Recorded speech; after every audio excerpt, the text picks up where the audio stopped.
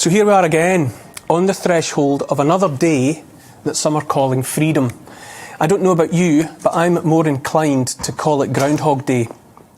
I am sure, and in this I speak only for myself, that it means nothing but more of the same.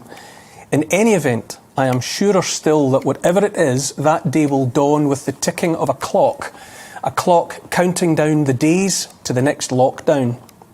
These have been months like no others I have ever experienced before. Well over a year now of restrictions and new laws, the steady erosion of our liberties. I think about how I'm feeling, and I know that in amongst a cocktail of emotions, what I feel most strongly is grief. I have experienced enough of life to know that I am in mourning.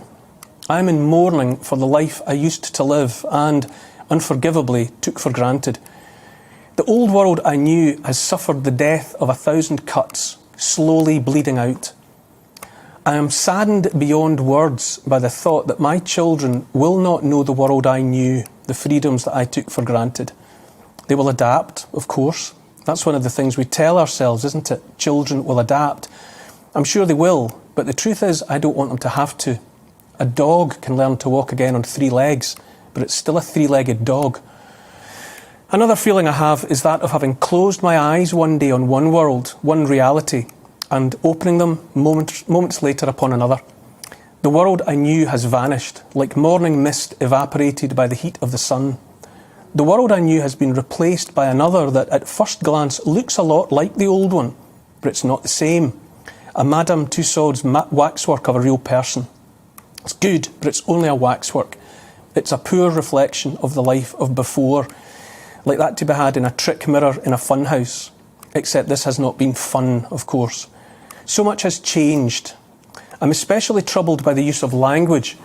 Most recently, I've been hearing it said that the wearing of a mask, even after so-called Freedom Day, will be an act of compassion. Compassion. The message is that compassionate people will wear masks for the sake of others who feel frightened by unmasked people. What about compassion for people whose mental health has been eroded by the very wearing of masks?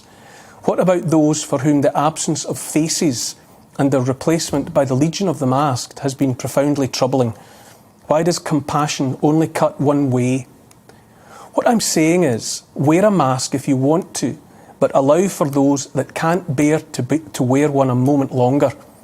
Compassion is a two-way street, after all.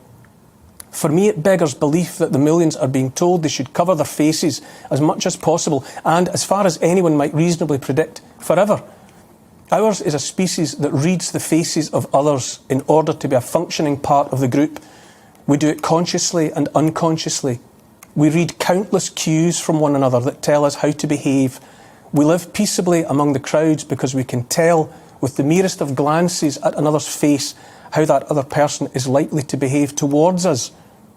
This is why we have so many references to faces in the language we use every day. Face up to it. Put a brave face on it. Face the music. Face the facts. Face the truth. I just can't face him today. As plain as the nose on your face. Face to face. Say it to our face. On and on. Countless acknowledgements that our faces reveal the truth of us, even when we would rather they didn't. I have found the sea of masks close to unbearable myself. I've watched my children in their masks and felt that I've let them down somehow. It has been said by others wiser than me that there's a new religion among us. The NHS is the church and we are the congregation. We must give thanks and pay our tithes. What matters first and foremost is the church, the mother church. This isn't about NHS workers who are simply out there working hard and getting the job done. But the institution of the NHS, for which we pay with our hard-earned taxes, must be there to serve us, to save us, and not the other way around. The new religion is divisive.